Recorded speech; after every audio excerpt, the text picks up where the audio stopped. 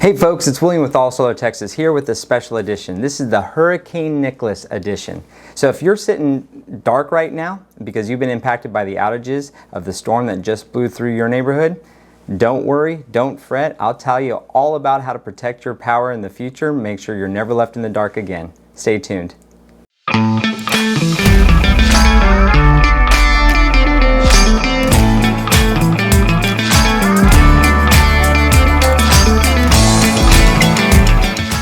Alright, thanks for joining the channel. But before we dive in, please make sure to hit that subscribe button and don't forget to tap on that notification bell. That keeps you up to date with all the latest energy news that we produce here on the channel and also helps us out with YouTube. Also give us a call. We love hearing from you, whether or not you're an existing solar customer or you're a potential solar customer. Just send us an email, shoot us a call, text message, check out our website. We're here to help when we get back quickly. So if you've tuned in today, it's probably because you're sitting in the dark.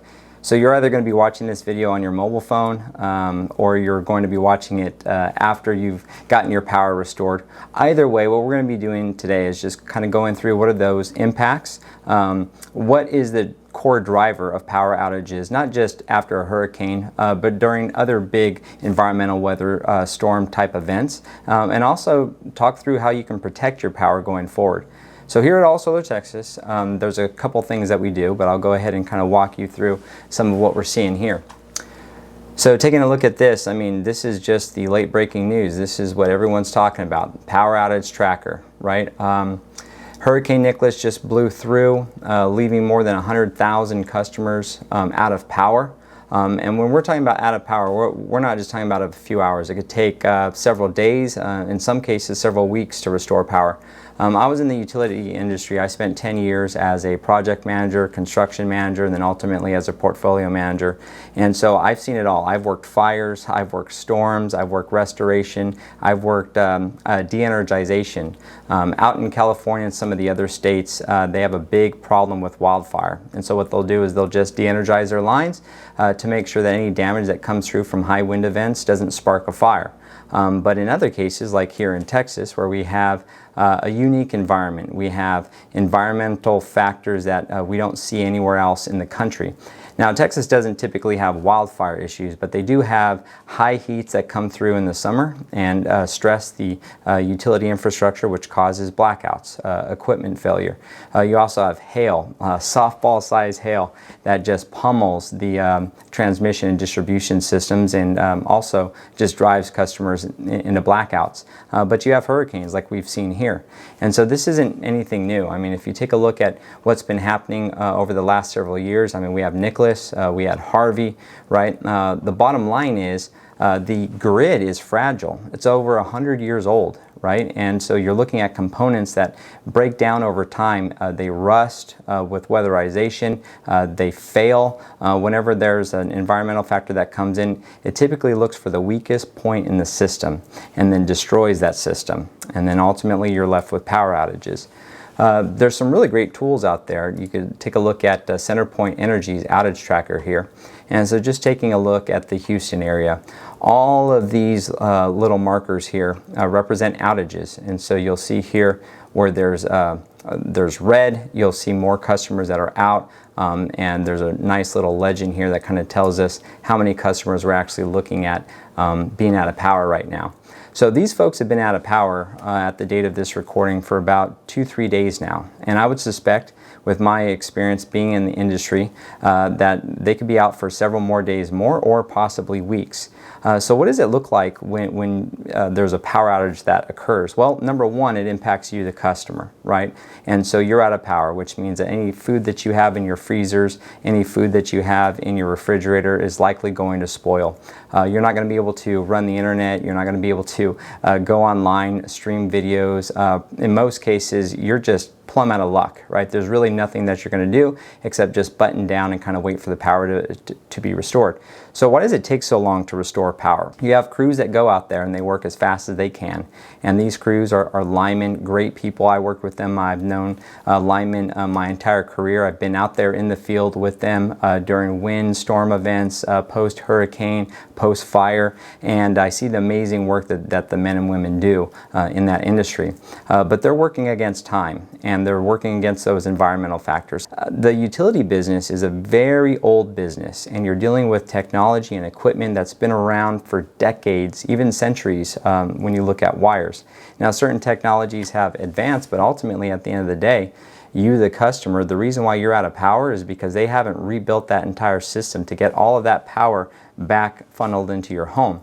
And they could reroute power too. So oftentimes they'll reroute power through other systems and then loop it back to your home. But ultimately, it's a guarantee. You're going to have power outages. There's going to be failures.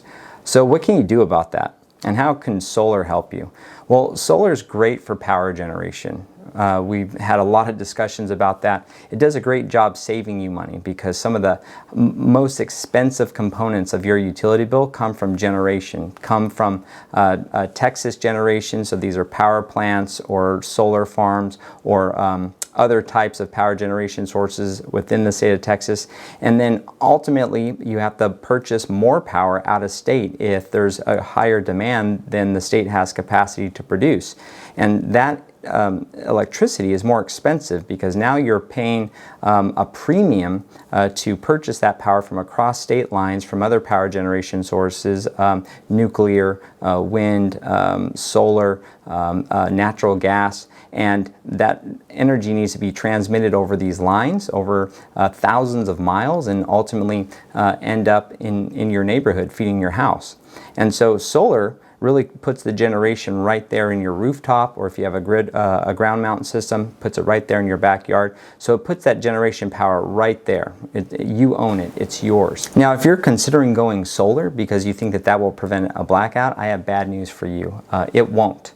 Solar is a generation source, which means that you're able to generate that electricity from those free rays coming down from the sun, and that's going to power your home. But in an outage, there's certain safety protocols and safety mechanisms that get put in place that really restrict your ability to use your solar system while there is a power outage. So when you think about solar, what you're doing is you're creating electricity. And what we don't want is we don't want that electricity backfeeding into the utility grid because someone, a lineman or someone that's working on the line really could be injured if there's electricity that's being backfed through those lines and ultimately could injure someone or possibly kill someone who's working on those lines and trying to get that grid back up and to get that power restored. So solar will just shut down. You're still producing, you're still collecting that electricity, but it's not backfeeding into the grid. And so the thing that you need to consider when going solar, if you want to prevent blackouts, is you have to have a place to store that electricity.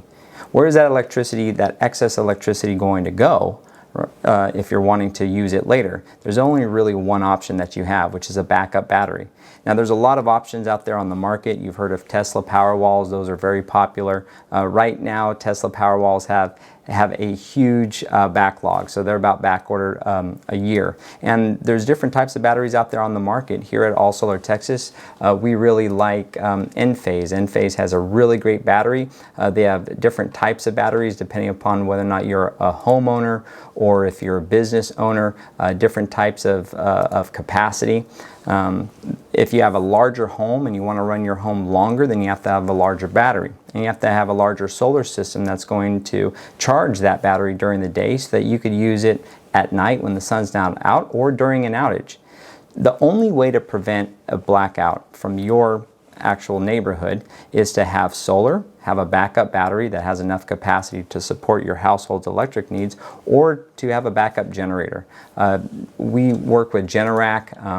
It's a terrific brand. They have different systems and different options here, which you can see depending upon the size of your home. Backup batteries are fantastic for moments like this. They're a little bit pricier, but honestly, the prices have come down a lot over the years, along with solar batteries. The solar battery technology is not nearly advanced enough to be able to do some of the things that only you can do with a backup generator, such as run your air conditioning unit or run some of your higher demand type appliances like an electric dryer or an electric clothes washer, right? Those have a real high demand, a real powerful startup, and so you're not going to get as much use out of your battery storage as you may think, which is why Generac and home generators are such a great option. But if you're just looking to power your home in very basic ways, like keep your refrigerator running, or be able to run your Wi-Fi or watch your TV, or even keep your lights on, backup batteries are a perfect option. They're a little bit more affordable, and they last a long time.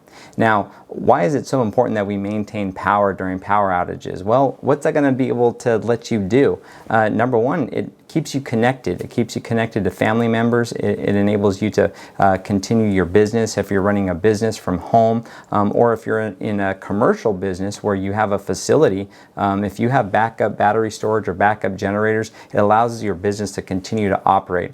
I can't tell you how comforting it is to know that when the rest of my neighborhood has gone dark, our home is still lit. We're still able to watch TV, our lights come on.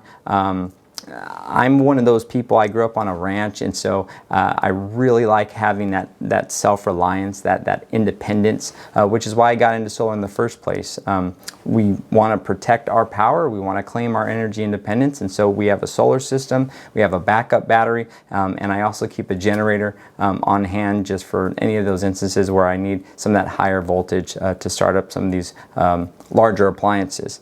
So that's what we offer here at All Solar Texas, and it's something for you to consider. Whether or not you're just looking to save money, solar is a great option. Or if you're looking to protect your power and make sure that you never have to be in another outage again, this is the option that works. These options are affordable. We offer them on these long-term financing options with very low interest rates. It really has never been a better time, more affordable, to prevent power outages. Give us a call at All Solar Texas. We'll work with you, we'll partner with you, we'll make sure that you're never in the dark again. Thank you, and God bless.